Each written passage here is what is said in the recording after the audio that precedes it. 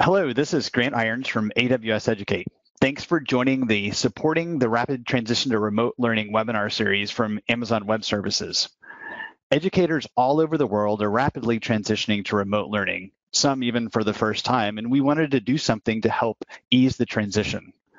This webinar series was created for educators by educators who have expertise in remote learning and can share their insights with you. The series runs through May 1st, so check back on our website each Monday to view new webinar topics.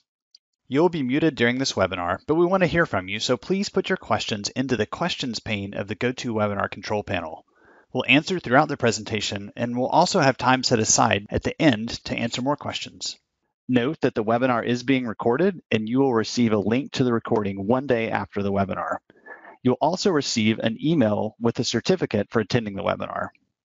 With that, I'd like to introduce Noah Gift from Duke MID's Data Science program to share with you how to develop an asynchronous remote-first infrastructure for your class. Noah? Hi, happy to be here today and talk about some things I'm passionate about. One of the things that's interesting about these crisis inflection points is that, on one hand, there's bad things, but there's also a lot of good things that can come out of a crisis. And I think many educational institutions will think about this as a way to really utilize some of the techniques that online learning have been doing for a while. That's really what we're going to talk about today, is how to develop an async first, remote first infrastructure for your class, and how even if things do go exactly back to normal, how you can actually integrate that permanently into your class and take advantage of both essentially the offline and the online mode in teaching. So a little bit about my background is I've been in the Bay Area for about 10 years, recently relocated to North Carolina and work with Duke. But in my time in the Bay Area, I learned a lot about how you can manage remote teams and global teams. And a lot of the structure in a remote team revolves around this concept of a demo. And that's one of the key concepts that we're going to talk about, is how a demo-based culture can be really effective in teaching. So the agenda today is really to just get a brief introduction, talk about some of the stuff that we're going to go over, also get into this concept of an async remote first course design, and also, as I mentioned, the demo culture concept and what that means for online learning, and then what is effective technical communication. So this is really an important artifact of online learning, is that the technical communication really comes front and center. And then finally, at the end, I'll be here for a Q&A session, and we can talk about any questions you have about what I covered. All right, let's get into it. My background is that, as I mentioned, I've spent some time in the Bay Area. I call it my tour of duty. Spent 10 years there building companies, building products, generating revenue. That's a lot of the focus of things that I did. And I really got a taste for what it's like to be on the hook for producing something. So producing, a game, or producing a software as a service product. And my background recently has really been focused on authoring books, teaching courses. In addition to Duke, I've taught at UC Berkeley in their graduate data science program, UC Davis, Northwestern. I've helped design the data engineering capstone. And really that's my focus, is spreading knowledge. If you want to get in touch with me, you can go to my website, which is noahgift.com. I'm also available on LinkedIn and happy to talk to you. So what is this concept of async remote first course design? And what are some proven techniques for developing courses online? So one of the things that's interesting that I've learned is that many of the things that I was doing in startups apply really well to the education landscape. And one of the things that's interesting about this remote first course design is that it's actually an opportunity to really do things in a very different way. If you look at a traditional classroom and you're lecturing, for example, when you're lecturing, really you're the only person that can teach, right? There's a single point of failure. But if you do a remote first design, every single student becomes a node. So what that means is that, let's say you have a weekly discussion, and that weekly discussion involves students sharing code, maybe sharing videos that they've produced that are screencasts. Then every single opportunity for learning, the students are teaching each other and they're learning from each other. Another proven technique is that, as I mentioned before, is this concept of a demo. So in some of the more project-oriented courses like a data engineering capstone or analytics engineering or applied computer vision. I use this demo first culture. And what happens is that the students every week have to create a screencast of what it is that they produced. What I've noticed is that the students are actually more effective than I am in many settings in showing the other students what they need to do. And so it's a very different approach, which is that you're facilitating the students teaching each other. So that's really the key concept. And also, just like a startup, if you're able to think about the artifacts that you're creating. So why are you doing this remote first course design? You're actually creating artifacts like portfolios, how-to videos, and at the end of it, your students can have this whole really like a to-do list, a portfolio, a huge electronic collection of things that they've created in a course. And so it's not just about, hey, I attended this course, I got an A. You actually have these artifacts after the course that they can use to go to employers, go to other students, help them out. And really that's the artifact that you're building towards. Now, in terms of techniques, these concepts of designing for async remote first work really well in person as well. So if you've really changed things around so that most of the learning happens asynchronously, then when you do meet in person, a lot of the discussion can be much more focused because you could be helping students or maybe redoing a demo that another student had a problem with. Another idea too in learning about these async remote first techniques is that I found that if you make everything a discussion, even the homework and the final project, it also changes the nature of the learning process. So for example, if you get a final project from a student that's building a machine learning pipeline, right, that does a prediction, if you accept it and you look at it as the instructor, there's absolutely value there. But what if all the students got to see that as well? And I found that's one of the things that is missing a bit in the traditional, in-person education, is that because things aren't necessarily designed to be, electronic, that you're missing out on those discussions. And those discussions are what happen in a startup or a tech company. And so if you can make everything a discussion, so the homework assignments, the projects, then the students learn from each other. And I think that's an important takeaway, again, even outside of an only remote setting. Another concept I think that many people are talking about is really minimizing grading and emphasizing more on a pass-fail or a portfolio building approach.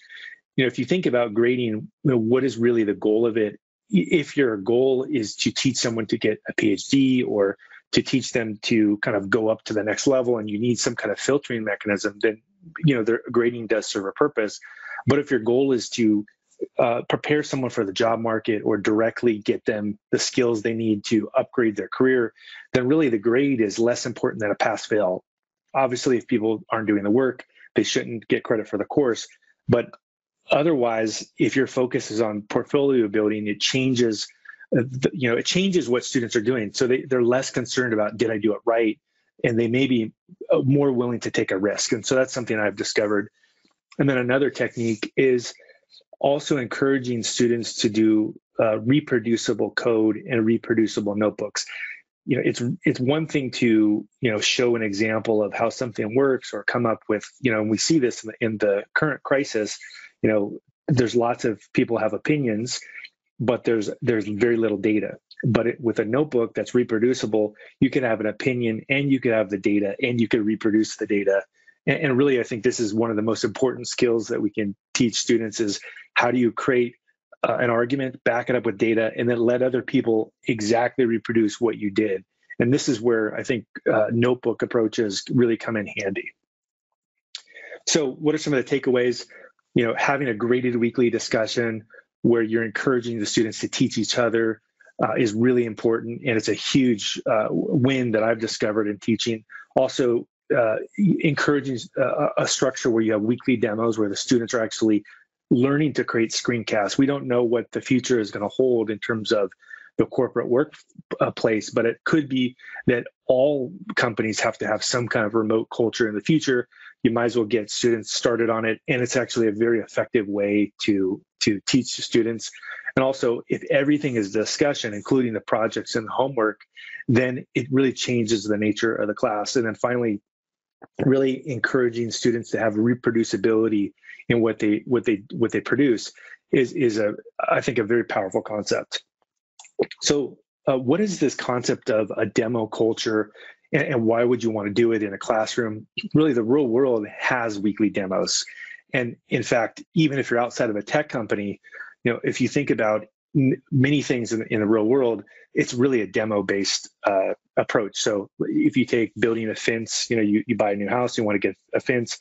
Every week they're showing you what they built, right? Like, hey, I did this side of the fence. Or if you're working with even in a fast food setting, right? You go to a fast food restaurant and you look at many fast food restaurants, like the newer generation, show you while they're building the thing. So this concept of showing someone the progress you're at is really a powerful concept. And in fact, one of the concepts that most companies are looking for is that you're hiring a transparent worker that can show you the progress. And the real benefit in the classroom when it's electronically recorded is how much learning is now improved. And if you think about it, just in terms of the number of learning opportunities, if there's just an instructor and they're the only one doing the demo, there's certainly value there. But if you multiply that by all the students in the class, all those different opportunities to demo are opportunities for students to learn. So what would that look like? What I've seen that's a very effective structure is that you teach students from the beginning to use screencast videos. So it could be maybe QuickTime or Camtasia, or if somebody has video editing experience, maybe they could use a more advanced package like Final Cut Pro or Adobe Premiere. But really, there's a lot of free and semi low cost video editing systems that students can use. But the structure is a 30-second to 5-minute runtime. So you don't want to encourage them to do these like 45-minute videos because of the ability. You really want to encourage the ability to make a point quickly when they're doing a screencast. Also, a technical walkthrough, especially if you're in a tech space, can really be an important skill to teach people. One of the nice things about this for portfolio building is that if you can imagine, many people can't meet in person anymore, and they're going to have to hire people remotely. And if you have a link on your GitHub profile or your website that has a technical walkthrough and it exactly explains what your company is trying to hire for, it makes it easy to make a hiring decision or to maybe bring them to the final stages of an interview process. And as I mentioned before, in this screencast concept, students learn from each other and they learn by teaching. There's a lot of research around the fact that when you teach, it further cements the knowledge. And so it's another way to use that teaching as a way to cement the knowledge. Finally, students improve their presentation skills and remote work style, which are in fact very important things for the time that we're in. All right, so takeaways: optimize a portfolio as the purpose of the course versus a grade, and then also consider pass-fail grading. So let's talk about effective technical communication as well. With remote, it really becomes different because now the artifact that you're creating is less about these in-person communications and more about the remote communications. And so you have to use the right tool for the right setting. And some of the tools could be using code snippets. So the code could be maybe a GitHub profile or a GitHub project or a gist, which is just like a code sample. Maybe it's a video. In some cases, the right effective communication is to record a video or a screencast that walks someone through, let's say, a data science project.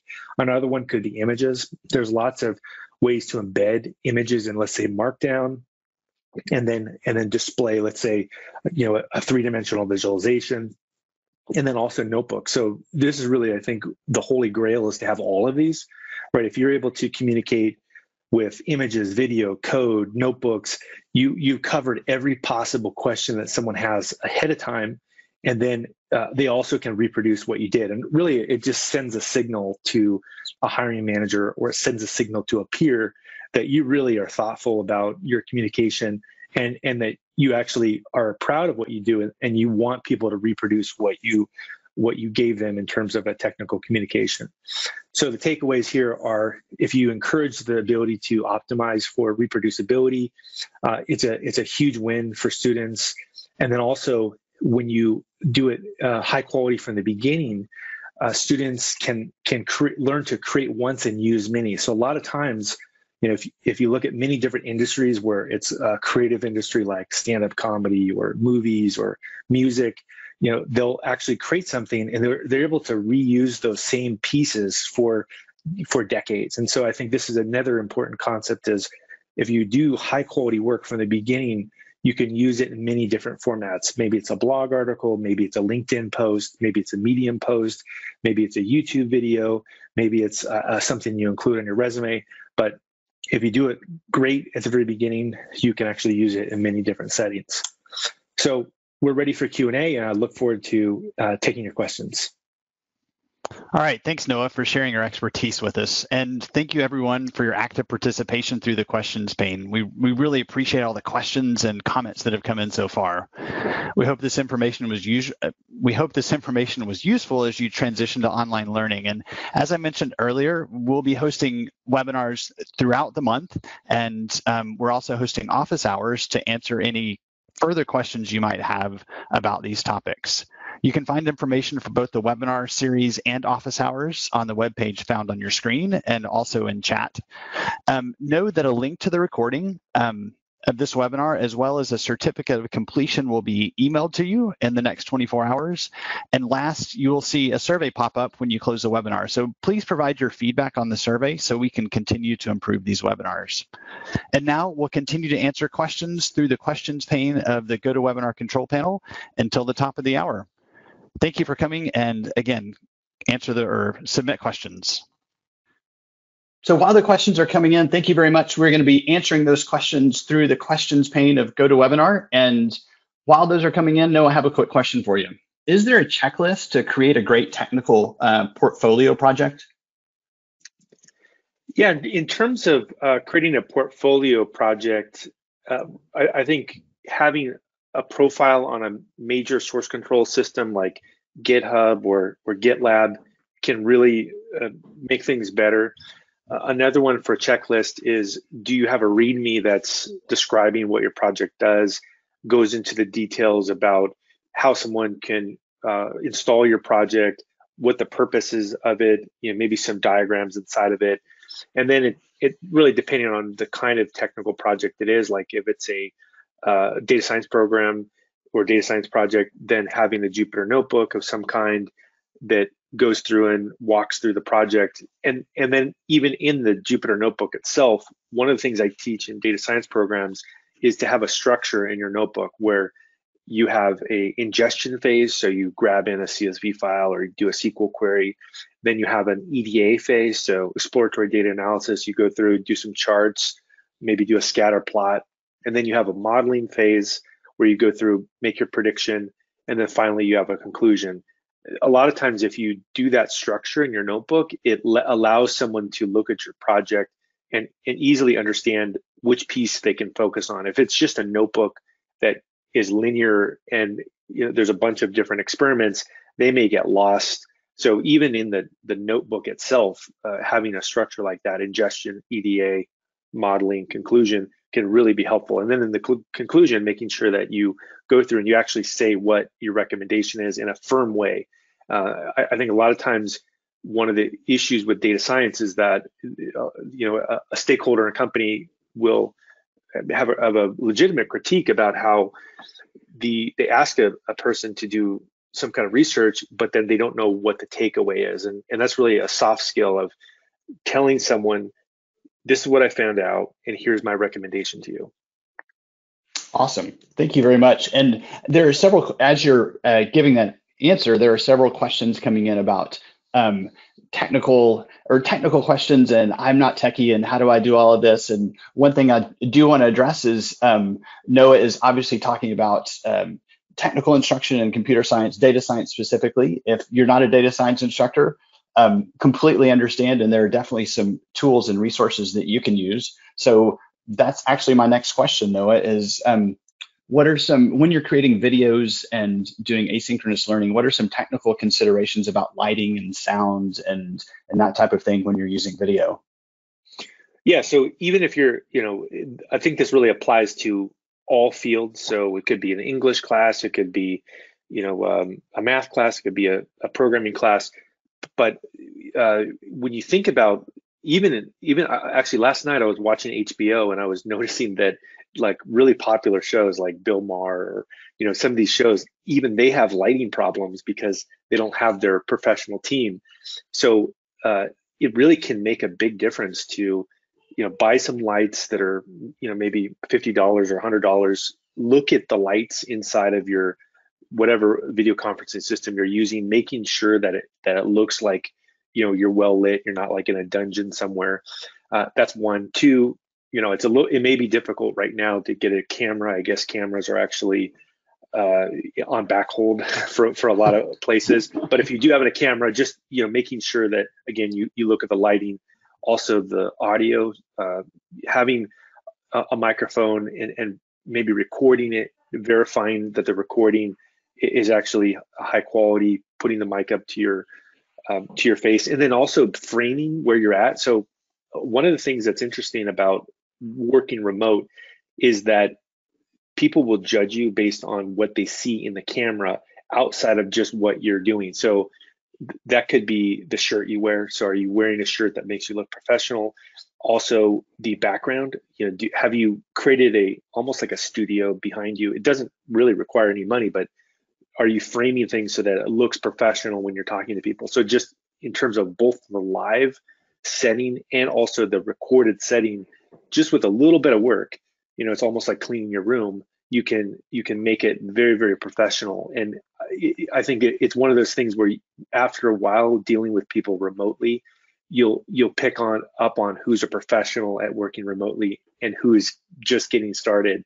And it's one way to really boost yourself very quickly and come across as a true professional with async is actually make sure that you have a well lit environment that has great sound and has some kind of a structure like a bookshelf or pictures or a plant behind you, and it really can make a big difference in terms of your recording.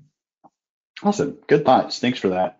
And as you're asking that, a lot of questions are coming in about the tools that you use. So what are some of the applications that you use in your development of videos and just general remote learning or remote instruction?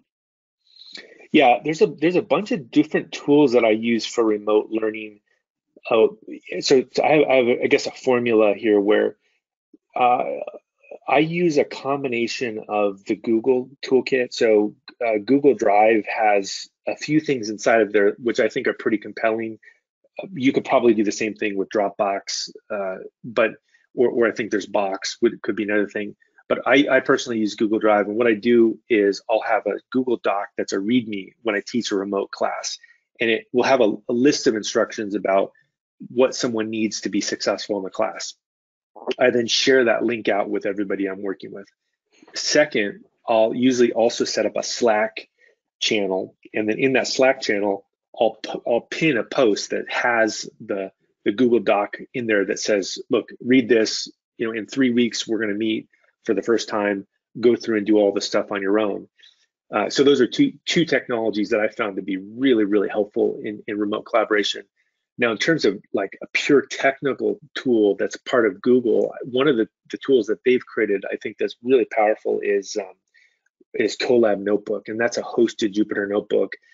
And what that does is allows you to actually create code, share it like a Google Doc with other people. And for collaboration, it also can check into GitHub. So you can take a Colab notebook and then literally check that into a GitHub repo. So then now we're on the fourth tool. So we've got Google Drive, Slack, Colab Notebook, and then GitHub. So GitHub also is a great tool to collaborate with students. So if you have notebooks and you have code in there, it's really easy to have discussions.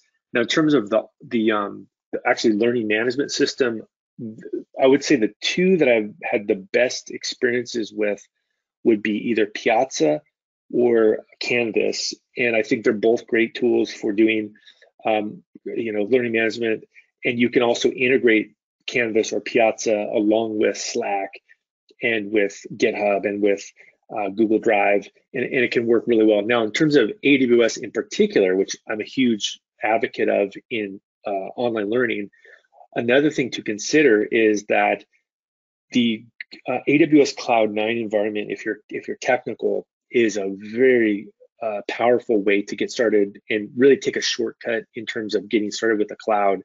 A link I shared earlier has basically an onboarding guide, like a YouTube video that shows how a student can go from zero to getting their Python development environment configured on Cloud 9. But I think that's, if you are using the AWS platform, that's probably in my opinion, one of the top ways to make 10 times faster progress is start with Cloud 9, demo it with your students, and show them how easy it is to actually develop a cloud first approach versus if you go and you start with laptops. It really is a dangerous road to go down, and it could completely implode your progress. What's nice about Cloud 9 is that you have a unified environment where everybody has the same experience.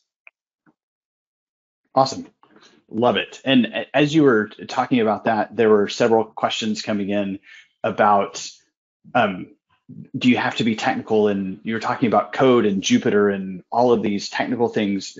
Is this just for computer coders or just for computer science classes, or can you teach other classes online? Yeah, so the code really is I guess I would call it like orthogonal to this approach. You could do the same exact approach with an English class, or you could do it with an art class.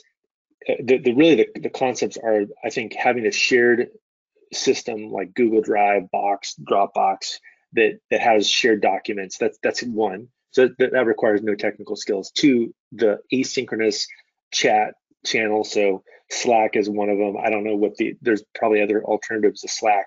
That's the second one that requires no technical skills. And then in terms of videos, so to create videos, there's many different great video platform, video software systems out there. So there's Camtasia, which is one of the ones that I use. That's really simple and lightweight. You can record your screen, or you can record yourself. Apple has QuickTime. Basically any computer has some kind of video editing system. So you can absolutely record videos for students, and you also can have students record their own videos and post those into, let's say, Slack. And I believe that applies to literally any industry that you're in, that this concept of recording content and producing content. Before I was in as much education as I am now, I was actually running a social media company, a sports social media company. And one of the things that was a KPI for us was content per day. It's like, how much content are you creating? Who are you sharing that content with? And really, it is the world we live in, is the ability to create content. And it doesn't matter what industry you're in, what thing you're teaching, but I believe it's one of the most powerful skills to impart on a student is how they can create content, how they can share that content, share it on social media. That's really the world we live in. And so this is actually one of the real positives about where we're at, is that it's something that I believe all students need to learn anyway, is how to create and share content. That's a really good point. And as we were talking before the webinar, I know one of the things that is a passion of yours is helping students get jobs. And I heard that throughout your presentation, so really appreciate that. One of the questions that came in was, do you need a bunch of physical hardware in order to teach online? And you mentioned earlier lighting and a microphone and a camera, but other than that, the great thing about remote instruction is you need a laptop, and there are so many tools in the cloud to enable you in your online instruction. That's really all you need. So that's an exciting thing about remote learning. Noah, another question for you. Do you care or worry about plagiarism in remote instruction? That's a good question.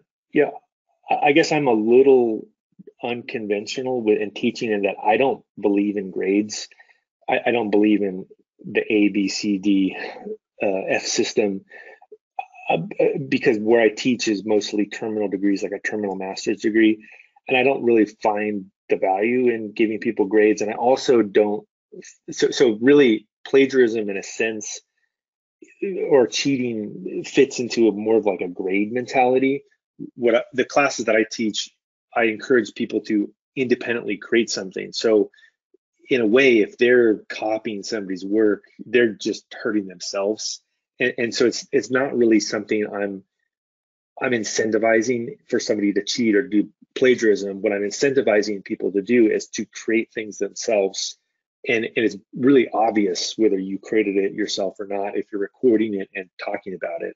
If you're just verbatim reading something that someone did, it's pretty clear that you're not adding anything new, and you're in fact just hurting yourself. So I think you can create a structure where you encourage creativity, encourage the ability to not be perfect, but to create outcomes every single day. There's some studies that I've looked into that talk about how the more you create, actually, you can actually have a higher quality of work than if you're focused on just creating a small set of artifacts. So I think that's the way to prevent the plagiarism, is to just encourage people to constantly create quickly, because also it's hard to, a lot of times cheating is actually much more difficult than actually just doing the work. So if you make it easier to do the right thing than to do the wrong thing, then that's, I think, probably the most effective way to prevent plagiarism. Sounds good.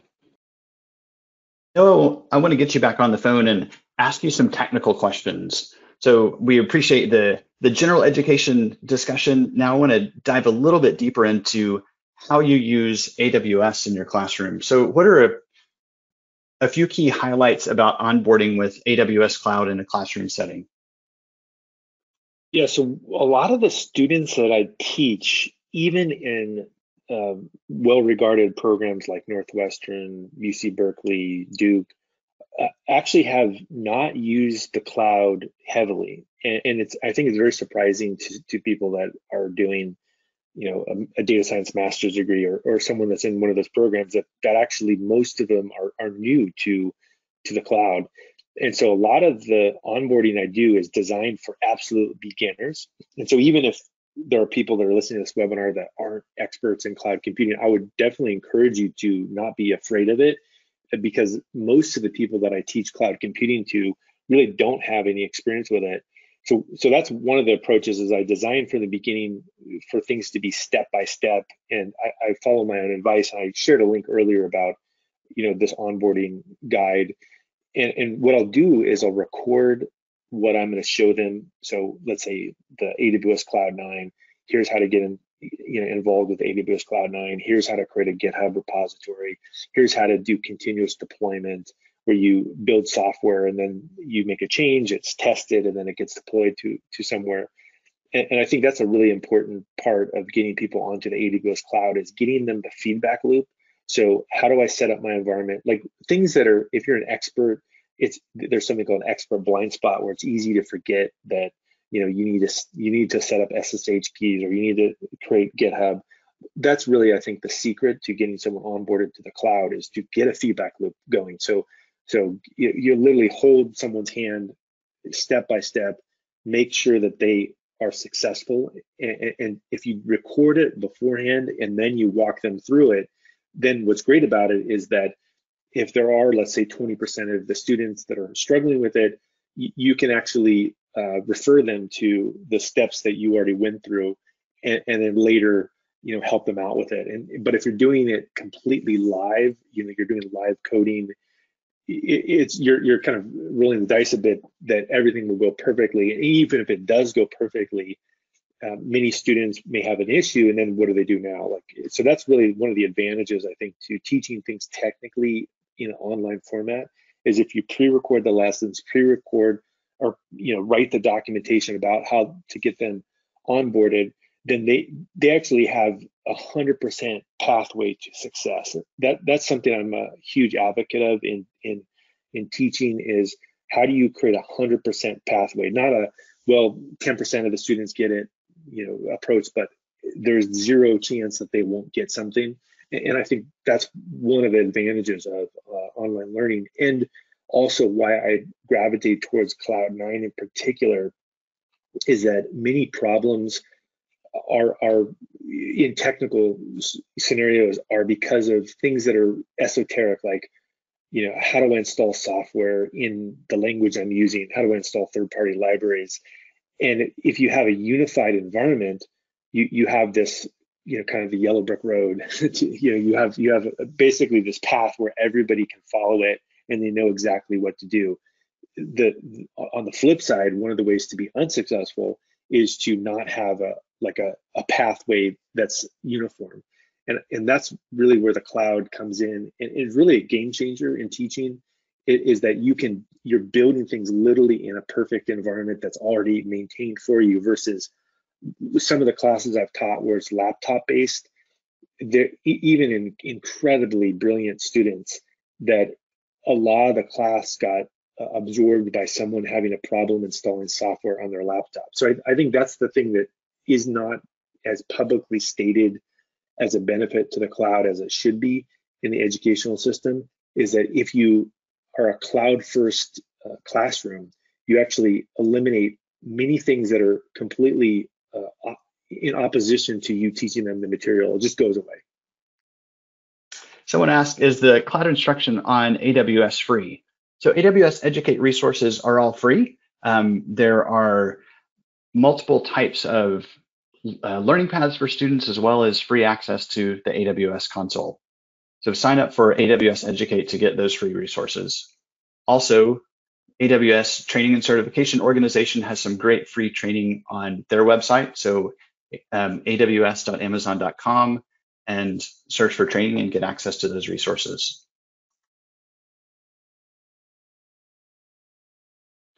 No, I have another question for you. Is there a best practice for troubleshooting any technical difficulties a student may be having? Yeah, I think, as I alluded to earlier, the more you can eliminate differences in what you're going to teach and what they're doing, that solves almost 80-90% of the problems. So again, if you're using a service like SageMaker to do machine learning, then that's going to solve a lot of problems, instead of them going through and having some bespoke setup. If you're doing software development, you use Cloud9. I think that's one big takeaway. Another one, though, on that point is, I think it's actually much better to debug things via Zoom than it is in person. I've done both classes, many years of both, and there's something that's incredibly powerful that's different about a student sharing their screen.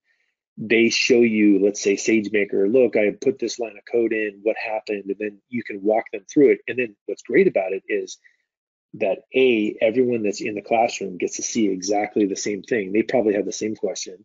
And then B, it's recorded and they can watch it over and over again. So I feel like the sharing of the material plus recording it in Zoom or whatever, video recording software is really a game changer in terms of helping students debug things.